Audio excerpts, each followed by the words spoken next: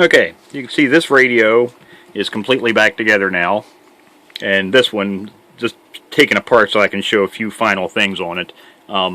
These are the twins, the Teaberry Ranger Ts, and these are actually about as close as twins can be, because the serial numbers, I don't think I mentioned it in any of the previous videos, the serial number on this one is 706000414, and this one is 416. They're only separated by one digit, so there's a missing radio in here, but I get the feeling somebody at one point in time purchased both of these radios at the same time. Yeah, the odds of you buying two radios at different times and getting two serial numbers that close would be rare to none. It's rare enough to see two of these radios to start with, but I get the feeling this one was used the most because the faceplate has, I don't want to say damage, but it's the most worn, and this one's in the best shape. This one has a really nice faceplate. Internally, they were about the same, and the covers are both in very good condition, but like I say, the faceplate had just a little bit more wear on it than this one. This one's really nice. But right now I have this one, of course, you can hear.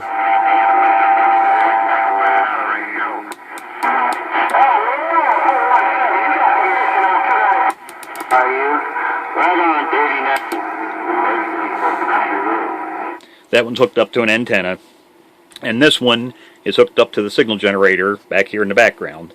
So let's put it in sideband, and actually I have currently a 1 microvolt signal being fed into it. So let's slowly decrease that.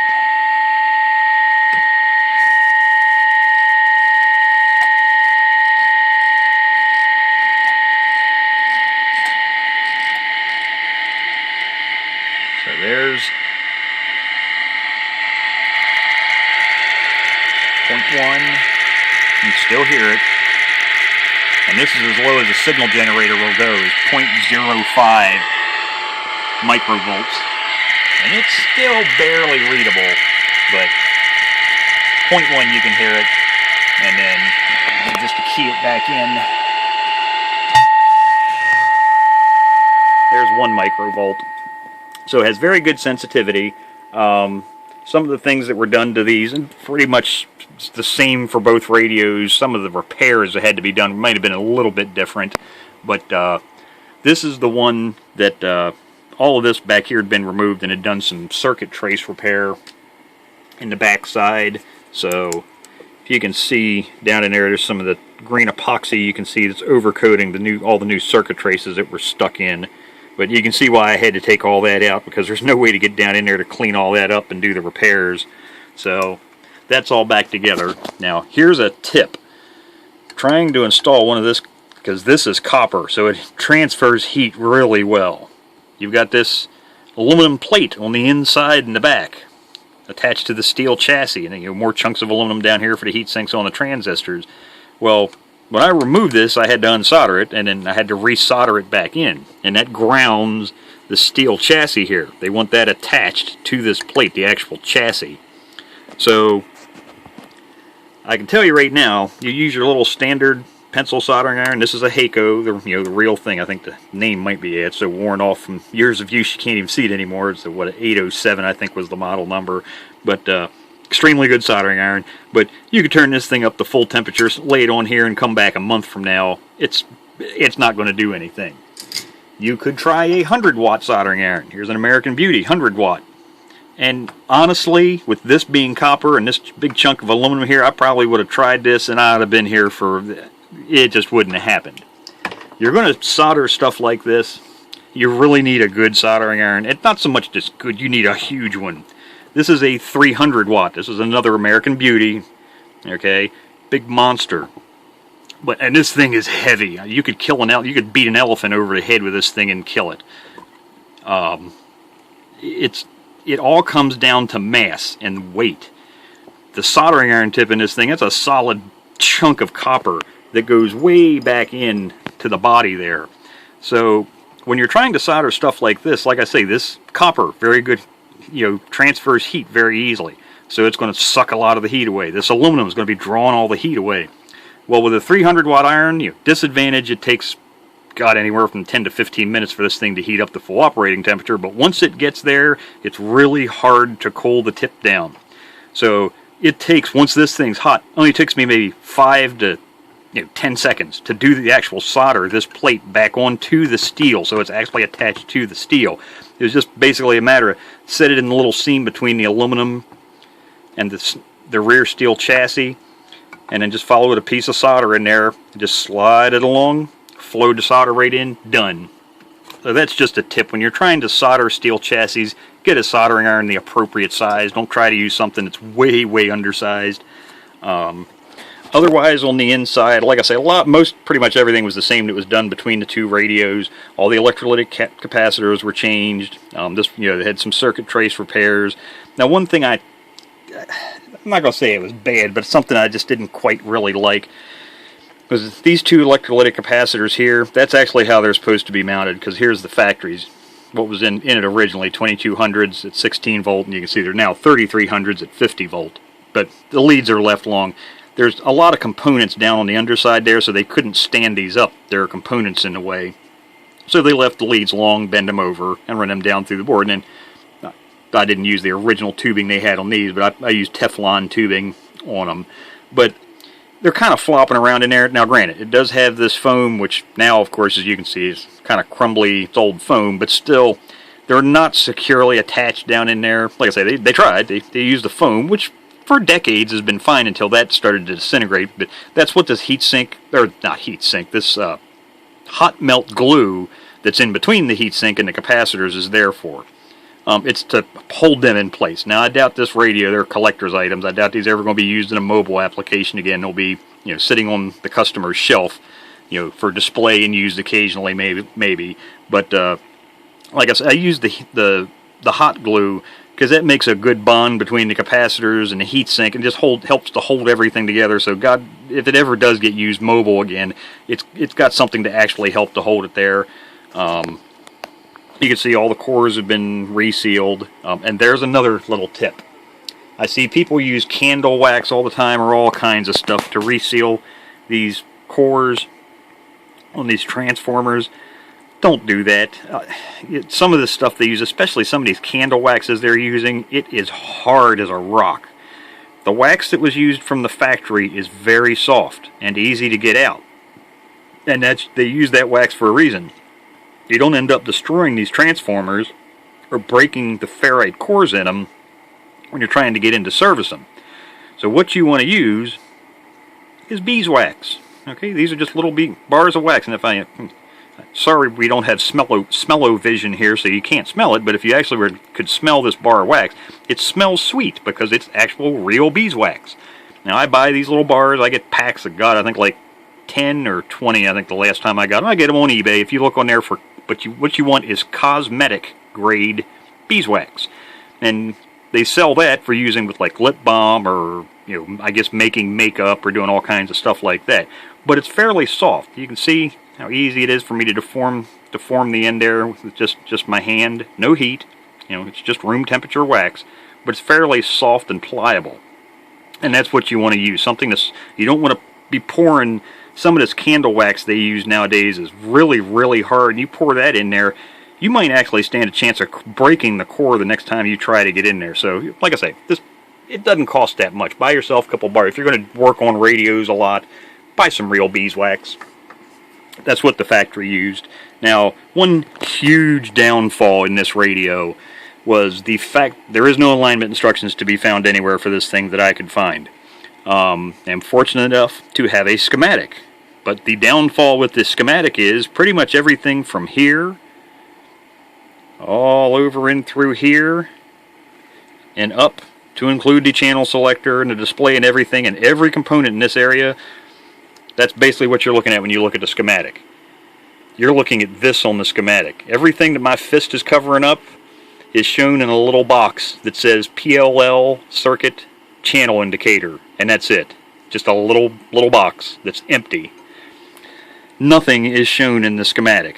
So, and then to make matters worse, you could try and figure out the circuitry to, basically reverse engineer it to come up with an alignment procedure, figure out what all the cores are for. The variable capacitors are fairly obvious, that are right off of the, especially for like, the 10.240 crystal.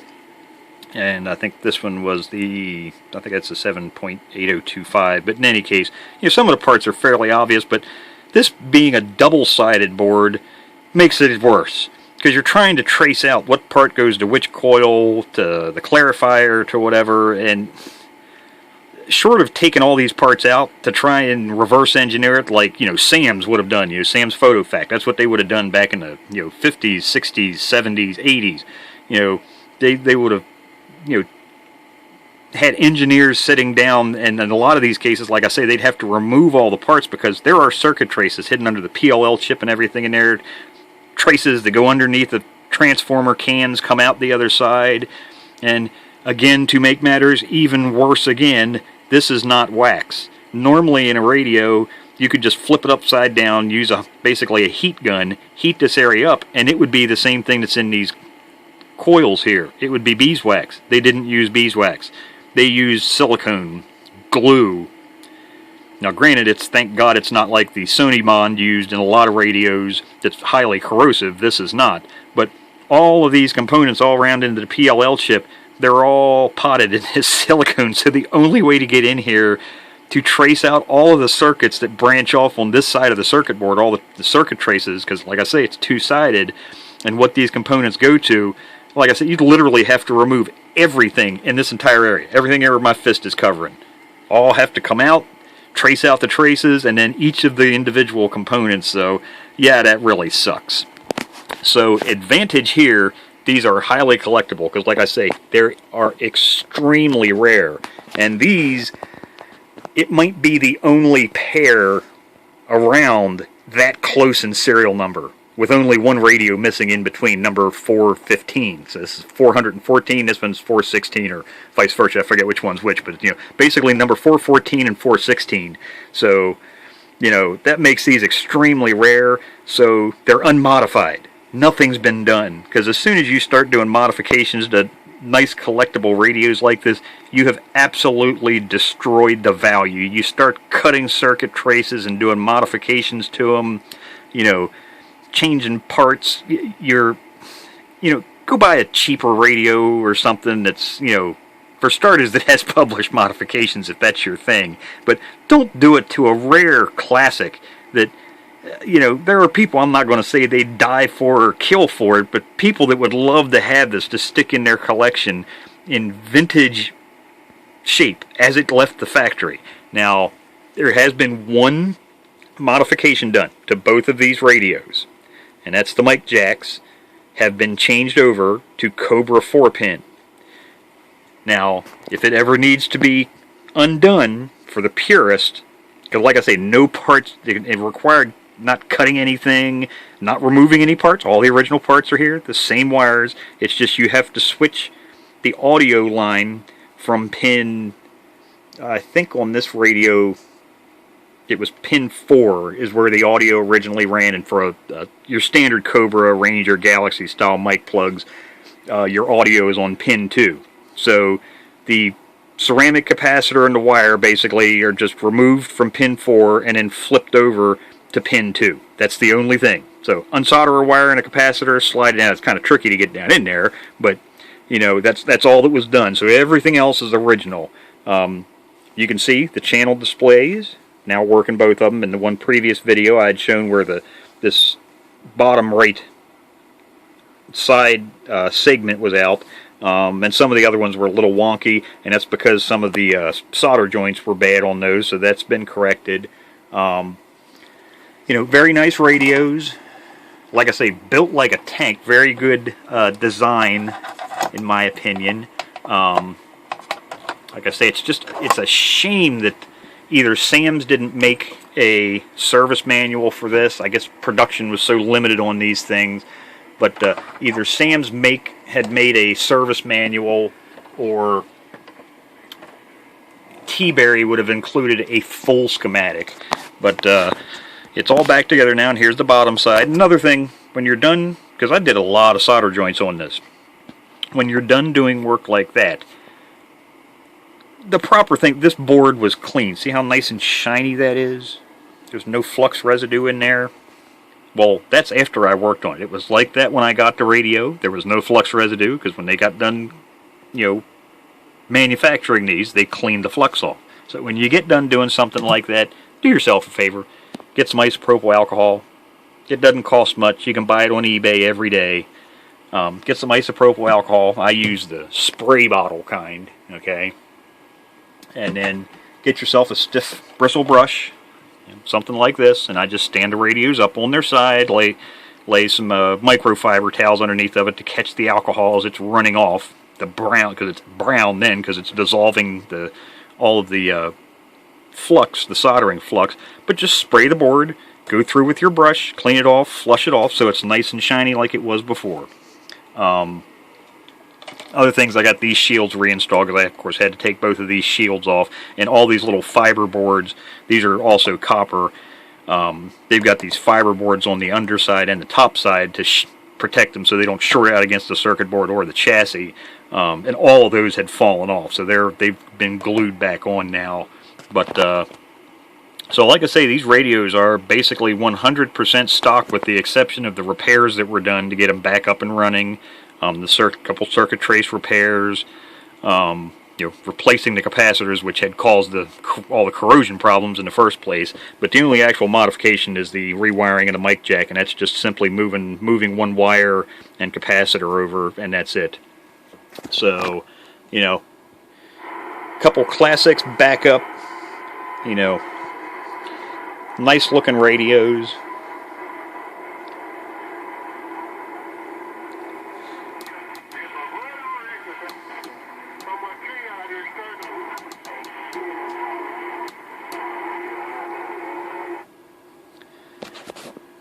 Ready to be boxed up and head back to the customer now.